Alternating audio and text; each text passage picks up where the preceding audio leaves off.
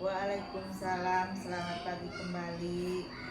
Ibu hari ini sehat? Alhamdulillah. Alhamdulillah. Ibu mohon maaf, pagi ini saya mengganggu waktu kerjanya Ibu, yang dimana saya memiliki tugas untuk mewawancara 2-3 kepala sekolah, yang diantaranya salah satunya yaitu kepala sekolah tempat saya bekerja, yaitu Ibu. Ibu boleh memperkenalkan diri terlebih dahulu, dan sebelumnya Ibu maaf saya izin merekam untuk bukti bahwa saya sudah melaksanakan tugas di modul 3.1 ini, Bu.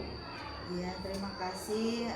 Nama saya Popon Hotiawati, saya kepala sekolah di SDN 1 Cidayana ini. Alhamdulillah ya, Ibu akan mewawancarai. Saya bangga gitu mempunyai guru. Ya, Calon guru penggerak. oh iya, yang calon guru penggerak di sekolah ini.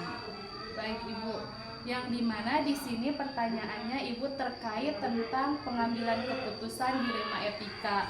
Mungkin Ibu sudah tidak asing dengan kata dilema etika, karena di setiap sekolah atau juga instansi pasti harus ada keputusan yang seperti dilema etika tersebut. Ibu, untuk mengefektifkan waktu, mungkin saya akan langsung bertanya aja kepada Ibu. Untuk pertanyaan pertama, selama ini bagaimana Ibu dapat mengidentifikasi kasus-kasus yang merupakan dilema etika atau bujukan moral yang terjadi di SDN 1 Cidayana ini, Bu? Ya, yang pertama mungkin mengamati dulu permasalahannya dan mengumpulkan bukti-bukti yang akan diputuskan itu. Iya. Mungkin pertama Ibu mengidentifikasi dulu masalah ya, Bu. Setelah Ibu tahu permasalahannya seperti apa, langsung Ibu memutuskan. Untuk pertanyaan selanjutnya, Bu, selama ini bagaimana Ibu menjalankan atau mengambil keputusan di sekolah Ibu, terutama untuk kasus-kasus di mana ada dua kepentingan yang sama-sama benar atau sama-sama mengandung nilai kebajikan, Bu? Ya, mungkin kalau ada yang dua yang harus diputuskan, mungkin yang terpenting dulu diperiksa dulu mana yang paling penting, mungkin itu yang harus diambil, dan dengan cara bermusyawarah mungkin itu. Baik Ibu, jadi setiap keputusan yang Ibu ambil itu bermusyawarah dulu ya Ibu? Iya. Baik dengan rekan sejawat Ibu, mungkin sebagai kepala sekolah, juga dengan bawahan Ibu, guru-guru beserta staf. Baik Ibu, jadi sistem kolaborasi ya Bu, yang dimana di sini etika dilema itu tidak ada yang salah, cuman mencari mana yang harus didahulukan, mungkin seperti itu. Iya Bu. Pertanyaan selanjutnya, langkah-langkah atau prosedur seperti apa yang bisa Ibu lakukan selama ini, Bu? Langkah-langkahnya mungkin diidentifikasi di yang mana yang paling penting, kemudian dimusyawarahkan dan diputuskan bersama-sama. Luar biasa ya Ibu. Nah, untuk selanjutnya, hal-hal apa saja yang selama ini Ibu anggap efektif dalam mengambil keputusan pada kasus-kasus dilema etika, Bu? Hal-hal apa saja yang selama ini Ibu anggap efektif dalam mengambil keputusan pada kasus-kasus dilema etika? Ya, mungkin hal-hal yang harus diperhatikan adalah dicermati dulu kasus-kasusnya dan dipelajari, terus nanti diputuskan bermusyawarah gitu. Ternyata kekeluargaan di sekolah ini luar biasa ya Bu. Semua permasalahan emang bisa diselesaikan dengan cara bermusyawarah supaya kita juga tidak disalahkan ya Bu, jika di kemudian hari ada efek dari keputusan yang kita ambil. Nah, untuk pertanyaan selanjutnya, hal-hal apa saja yang selama ini merupakan tantangan dalam pengambilan keputusan pada kasus-kasus dilema etika Bu?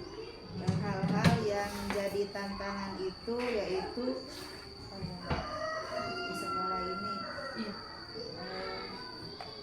yaitu mungkin kurangnya musyawarah dan harus diselesaikan dengan melihat atau mencermati masalah-masalah yang dihadapi gitu.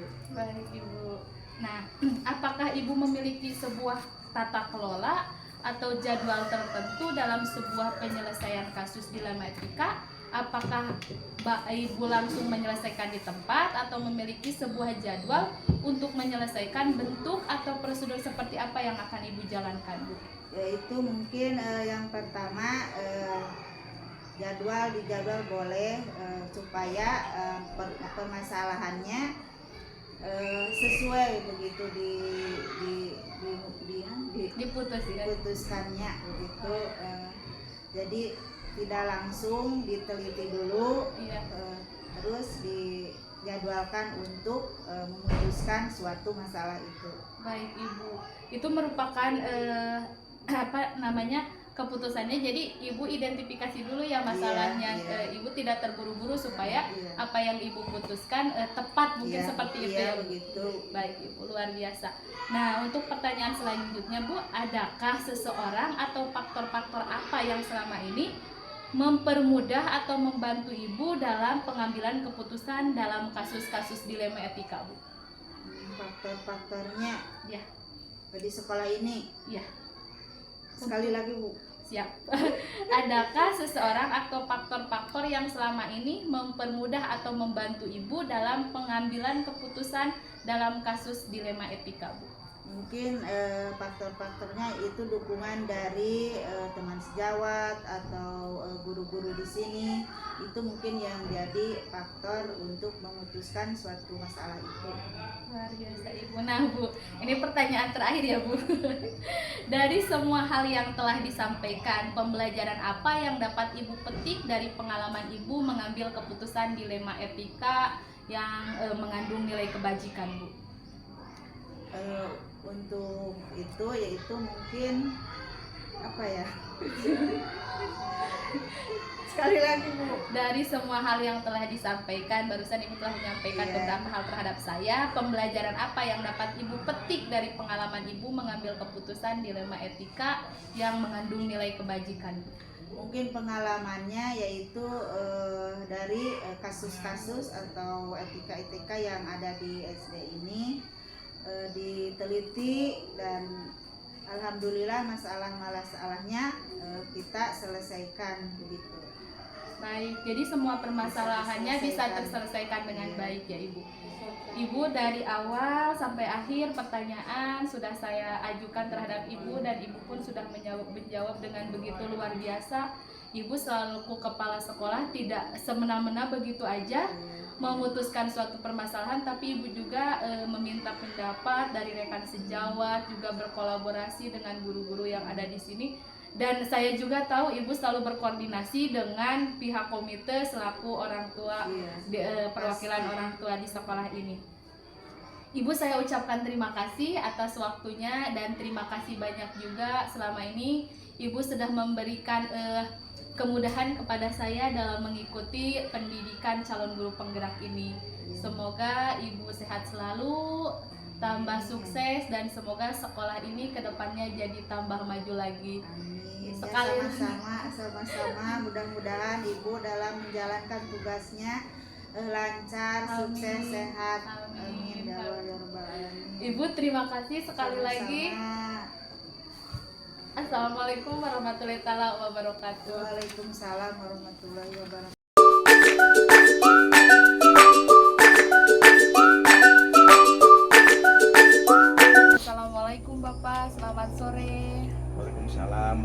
wabarakatuh. Selamat sore juga. Bapak, perkenalkan, nama saya Sumiati, saya calon guru penggerak angkatan 11 dari SDN Cijayana 1, Pak. Sebelumnya saya minta maaf karena sudah mengganggu waktu Bapak dan datang ke rumah Bapak. Kebetulan ini kali kedua saya ke rumah Bapak, Pak. Tadi pagi saya juga ke sini, cuman kata keluarga Bapak lagi bersepeda. Dan pas hari Jumat saya juga ke sekolah, cuman kata satpam di depan Bapak lagi tidak masuk, Pak. Jadi sore ini saya memberanikan diri mendatangi rumah Bapak. Adapun maksud dan tujuan saya adalah ingin mewawancarai Bapak selaku kepala sekolah SMK Mekar Mukti. Betul Bapak sebagai kepala sekolah? Ya, betul. Oh iya. Sebelumnya Bapak boleh memperkenalkan diri dulu, Pak. Baik. Bismillahirrahmanirrahim. Assalamualaikum warahmatullahi wabarakatuh. Waalaikumsalam. Perkenalkan, saya Muhammad Al-Asyari selaku Kepala SMK Mekar Mukti. Alhamdulillah pada sore ini Ibu telah bersilaturahmi kepada saya dengan senang hati. Mungkin pada kesempatan ini Ibu bisa mewawancari atau bertanya kepada saya. Baik, silakan. Baik Bapak. Nah, di sini Bapak, saya akan mengajukan beberapa pertanyaan kepada Bapak terkait tentang pengambilan keputusan dilema etika, Pak. Yang dimana pertanyaan-pertanyaan nanti mungkin tidak akan asing lagi buat Bapak, karena mungkin sudah hampir setiap hari Bapak alami di sekolah tempat tugas Bapak. Baik Bapak, untuk mengefektifkan waktu karena mungkin waktu juga sudah sore, kita langsung saja ya Pak. Untuk pertanyaan yang pertama, selama ini bagaimana Bapak dapat mengidentifikasi kasus-kasus yang merupakan dilema etika atau kutukan moral yang terjadi di sekolah Bapak, yaitu di SMK Mekar Mukti, Pak? Tentang dilema etika ya? Iya Pak. Untuk yang pertama, mungkin apabila terjadi suatu kasus pada peserta didik, maka dilema etika perlu penanganan khusus, yaitu dengan melalui guru BK dan juga kesiswaan. Nah, karena kepala sekolah tidak bisa bergerak sendiri, nah itu, dan juga tidak bisa turun tangan langsung. Nah, apabila ada permasalahan pada suatu kubu pendidik atau guru atau juga para jajaran staf tata usaha yang ada di lingkup sekolah, saya mungkin berkoordinasi dengan wakasek atau wakil para kepala sekolah ya. Kebetulan kan kalau di SMK para wakasek banyak ya. Di antaranya kan ada kurikulum, ada kesiswaan. Nah, itulah mungkin untuk disebut dengan para pembantu kepala sekolah. Mungkin saya selaku pimpinan memanggil wakasek tersebut ya. Kemudian juga minta masukan-masukan atau pendapat-pendapat dari mereka gitu. Dan saya juga sering meminta pandangan atau masukan pada komite juga ya. Tidak lupa juga kami berkoordinasi dengan atasan kami, yaitu kepada KCD ya, kantor cabang dinas pendidikan yang ada khususnya di Kabupaten Garut gitu, Bu. Oh, luar biasa ya Bapak ini. Meskipun Bapak sebagai pimpinan, pikiran Bapak matang sekali, tidak langsung memutuskan tapi menghubungi dulu siapa yang terkait atau yang membawahi tentang kesiswaan jika masalah itu bersumber dari siswa, dan jika bersumber dari guru atau rekan lainnya, Bapak juga berkoordinasi dengan atasan Bapak, yaitu dengan KCD. Luar biasa ya Bapak dalam pengambilan keputusan dilema etika ini. Ya Bapak, untuk pertanyaan selanjutnya, selama ini bagaimana Bapak menjalankan pengambilan keputusan di sekolah Bapak, termasuk untuk kasus-kasus di mana ada dua kepentingan yang sama-sama benar atau sama-sama mengandung nilai kebajikan, Pak? Baik, untuk keputusan-keputusan kami mengambil berbagai pendapat dan juga masukan dari rekan-rekan yang tadi ya, yang para pembantu kepala sekolah dan juga komite, atau juga dari banyak pihak lah terutama. Adapun resiko dari suatu keputusan itu pasti akan ada yang tidak setuju, Betul, gitu, Bapak. Iya. atau tidak disukai lah gitu. Walau bagaimanapun harus ada keputusan, maka kita untuk mengambil keputusan itu pasti harus mengambil resiko, karena bagaimanapun kan kita ini selaku pimpinan harus ada keputusan, mungkin begitulah Bu. Betul Bapak, setiap tindakan pasti ada resiko, begitu ya Pak? Iya. Nah, pertanyaan selanjutnya Pak, langkah-langkah atau prosedur seperti apa yang biasa Bapak laksanakan selama ini di sekolah Bapak? Nah, kebetulan di sekolah kami strategi untuk mengambil keputusan itu diantaranya apa yang disampaikan tadi ya, berkoordinasi terlebih dahulu kepada rekan sejawat atau kepada pihak yang berkaitan.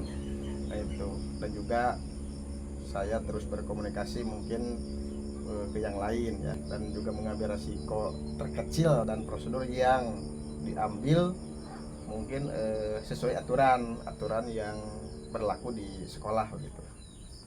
Luar biasa Bapak. Jadi Bapak setiap mau mengambil keputusan apapun itu Bapak selalu berkoordinasi dan selalu berkolaborasi ya Pak, dengan gitu.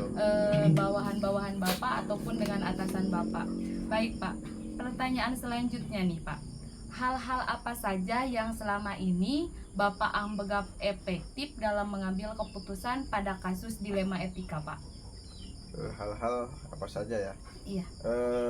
Mungkin mengikuti prosedurnya yang harus seperti itu, langkahnya juga harus seperti itu, seperti yang sudah disebutkan tadi ya. Ingin lebih efektif, meminta berbagai pendapat dari yang lain gitu ya, dari banyak pihak.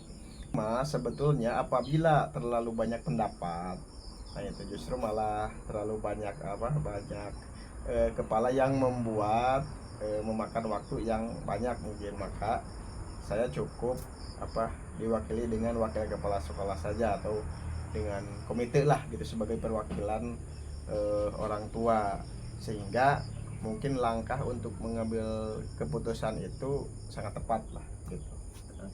Jadi tidak semua guru dikumpulkan, tapi mungkin Bapak guru-guru itu ditampung dulu inspirasinya lewat Wakasek. Nah, dari Wakasek baru berdiskusi dengan Bapak mungkin, dan untuk yang berhubungan dengan orang tua itu diwakili oleh komite. Gitu. Bagus ya Pak. Jadi di situ ada kesinambungan, ada hubungan yang harmonis antara pihak sekolah dengan orang tua, karena orang tua atau komite juga merupakan warga sekolah ya Pak ya.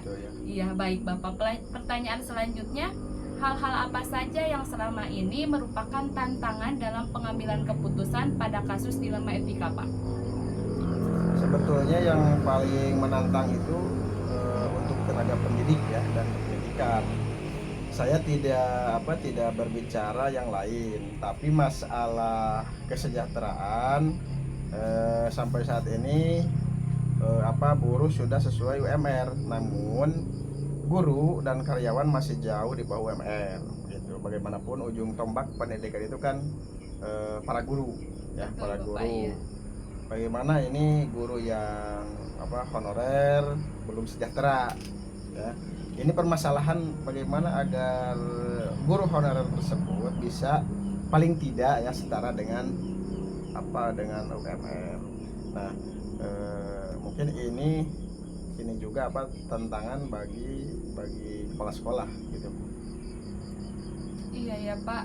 Di sini di pertanyaan nomor 5 emang sangat riskan ya Pak dalam memutuskan, yang dimana kalau yang berhubungannya dengan finansial itu sensitif ya Pak, apalagi bagi guru-guru yang masih memiliki atau pendapatannya masih di bawah UMR. Tentu Bapak harus berpikir matang-matang atau matang-matang untuk memutuskan mana yang tepat untuk mereka. Baik Pak, untuk pertanyaan selanjutnya, apakah Bapak memiliki sebuah tata kelola atau jadwal tertentu dalam sebuah penyelesaian kasus dilema etika tersebut? Apakah Bapak langsung menyelesaikan di tempat atau memiliki sebuah jadwal untuk menyelesaikannya? Bentuk atau prosedur seperti apa yang Bapak jalankan selama ini, Pak? Mungkin sebetulnya tidak ada jadwal tertentu ya.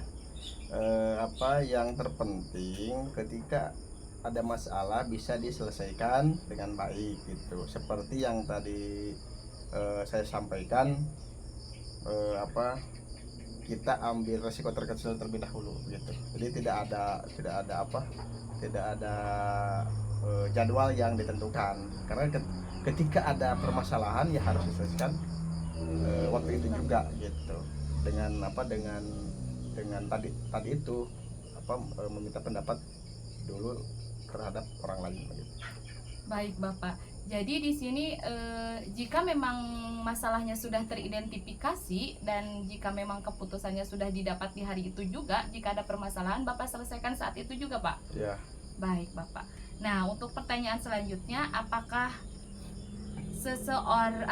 seseorang atau faktor-faktor yang selama ini mempermudah atau membantu Bapak dalam mengambil keputusan dalam kasus-kasus dilema etika, Pak? Bantuan dari berbagai pihak mungkin yang telah membantu kami. Kalau saya mengambil bantuan atau juga bisa ngambil dari panutan gitu ya, yang bisa diambil panutan, mungkin saya berpanutan terhadap Rasulullah ya. Rasul bagaimana beliau selalu dihadapkan banyak masalah ya, dan saya juga terinspirasi dengan hidup beliau yang banyak hikmah dari setiap kehidupannya. Mungkin itu. Masya Allah sekali ya, Bapak ini sebagai pemimpin, panutannya pun beliau yaitu Rasulullah SAW. Nah, untuk pertanyaan terakhir nih ya Pak ya, dari semua hal yang telah disampaikan, pembelajaran apa yang dapat Bapak petik dari pengalaman Bapak mengambil keputusan dilema etika, Pak? Ya mungkin untuk pembelajaran yang bisa diambil, karena kan saya belajar banyak dari pengalaman juga gitu, sehingga jangan sampai suatu kejadian terjadi kembali. Kita boleh sesekali mengambil teori ya, namun kita tidak bisa pukul rata suatu kejadian. Kalau teori kan berbeda dengan praktik di lapangan gitu. Baik Bapak, jadi di sini lebih mengedepankan empati ya Bapak. Oh iya. Karena apa? Karena setiap keputusan ada resikonya, baik itu di mata guru-guru ataupun di mata siswa. Bapak, yang tadi merupakan pertanyaan terakhir. Terima kasih banyak atas waktu Bapak. Mohon maaf sekali lagi saya sudah mengganggu waktu Bapak. Apa yang tadi saya tanyakan dan apa yang Bapak jawab sudah sangat luar biasa bagi saya dalam pengambilan keputusan dilema etika yang terjadi di sekolah Bapak selama ini. Dan dilema etika merupakan masalah kita semua ya Pak, bukan hanya di sekolah tapi di setiap tempat atau instansi pasti akan terjadi dilema etika dalam pengambilan keputusan. Bapak, dan tadi juga saya lupa, saya izin merekam Bapak ini sebagai bukti bahwa saya sudah melaksanakan tugas yaitu mewawancarai 2-3 kepala sekolah di tugas saya ini. Bapak, sekali lagi saya terima kasih, saya permisi. Assalamualaikum warahmatullahi wabarakatuh. Waalaikumsalam warahmatullahi wabarakatuh.